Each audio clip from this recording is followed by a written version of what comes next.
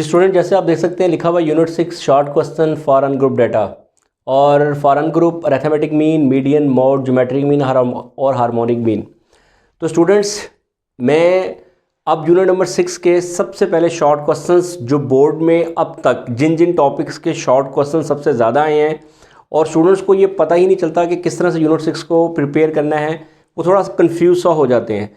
तो मैं एक्चुअली में एक तरतीब के साथ आपको शॉर्ट क्वेश्चंस करवा रहा हूँ यूनिट नंबर 6 के, जो और ये भी बताऊंगा साथ साथ कि इनमें से कौन से टॉपिक हैं जिनकी डेफिनेशन भी बोर्ड में सबसे ज़्यादा आई हैं। तो सबसे पहले शॉर्ट को एक तरतीब से शुरू करते हैं। आपको ये बता दूं कि अनग्रुप डाटा के जितने भी क्वेश्चन हैं वो शॉर्ट में आते हैं, ठीक है, इन टॉपिक्स के।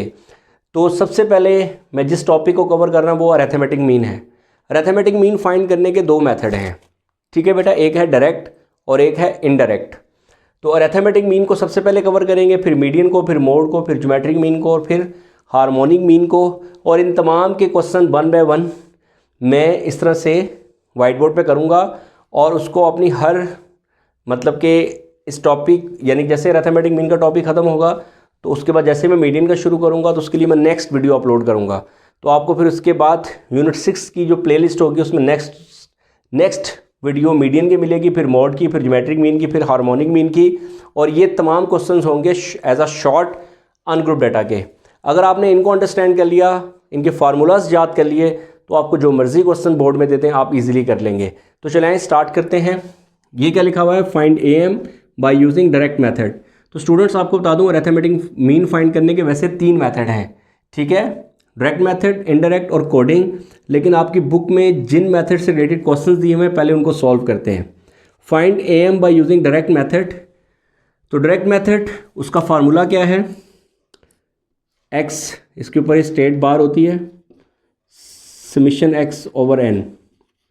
स्टूडेंट्स, ये है अरिथमेटिक मीन फाइंड करने का डायरेक्ट मेथड का फार्मूला फॉर अनग्रुप। ये है अनग्रुप डाटा, ठीक है स्टूडेंट्स। तो सबसे पहले मैं आपको इसके बारे में बता दूं, ये समेशन इसका मतलब होता है सम x याद रखें। अनग्रुप डाटा में ये जो वैल्यूज़ होती हैं इन्हें कहते हैं नंबर ऑफ ऑब्जर्वेशन और इनको x कहते हैं। यानी कि ये तमाम वैल्यूज़ नंबर ऑफ ऑब्जर्वेशन कहलाती हैं और इन्हें x कहते हैं, स्मॉल x से रिप्रेजेंट करते हैं। n का मतलब होता है टोटल नंबर।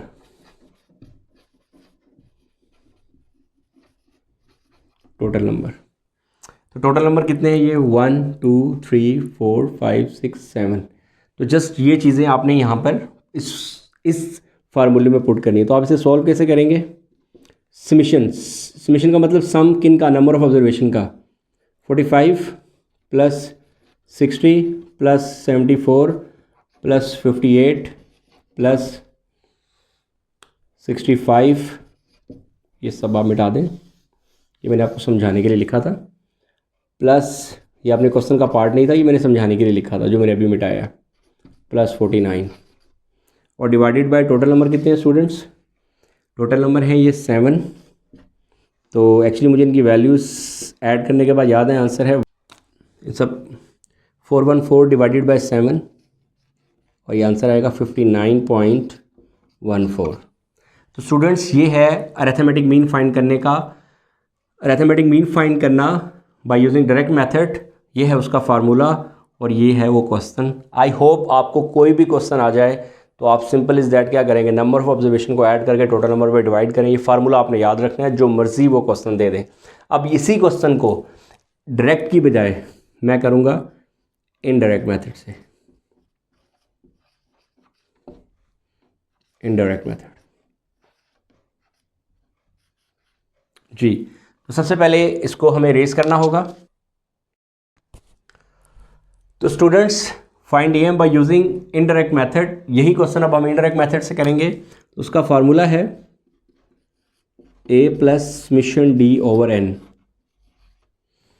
तो स्टूडेंट्स, n के बारे में सबको पता है, टोटल नंबर है जो 7 है, ओके। A कौन सी वैल्यू होती है, इनमें से किसी भी नंबर को, नंबर ऑफ ऑब्जर्वेशन में अनग्रुप डाटा में कोई भी नंबर हो उसको आप A ऐड कर सकते हैं, जो आपकी मर्जी हो।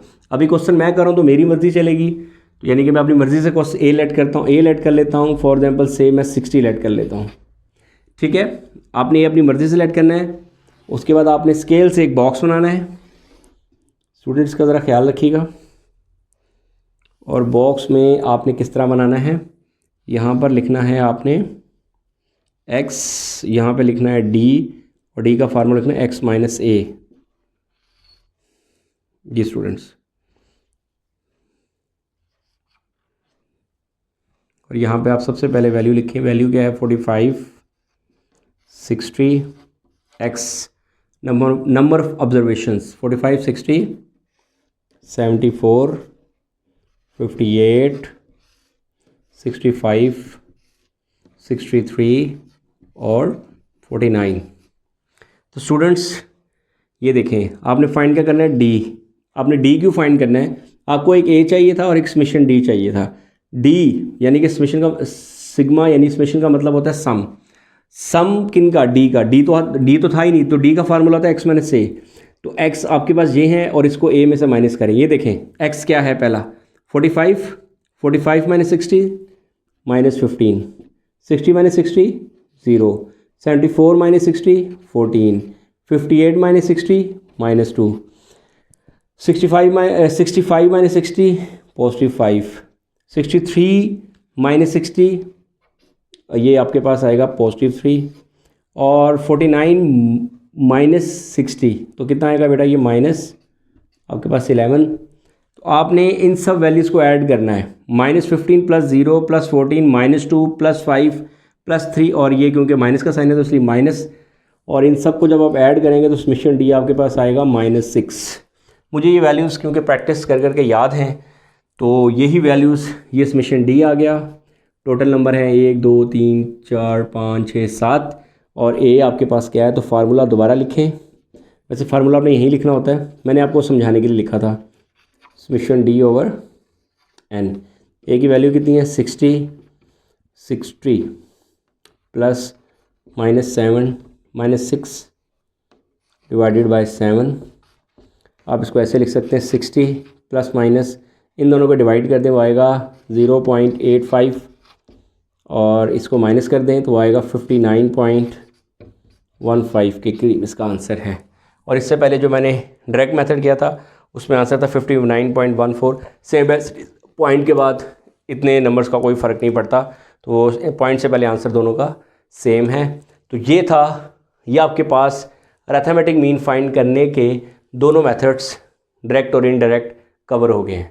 ठीक है बेटा, अब मैं मीडियन का क्वेश्चन करूँगा फॉर अनग्रुप डाटा अपनी नेक्स्ट टॉपिक में, उसको कवर करूँगा। आई होप ये आप अंडरस्टैंड करके होंगे। अब आपको जो मर्ज़ी वैल्यूज़ दे दे, आप इजीली, अगर आपको ये फार्मूले याद हैं और इनकी वैल्यूज़ कैसे फाइंड करते हैं, तो अब आप इजीली कर सकते हैं।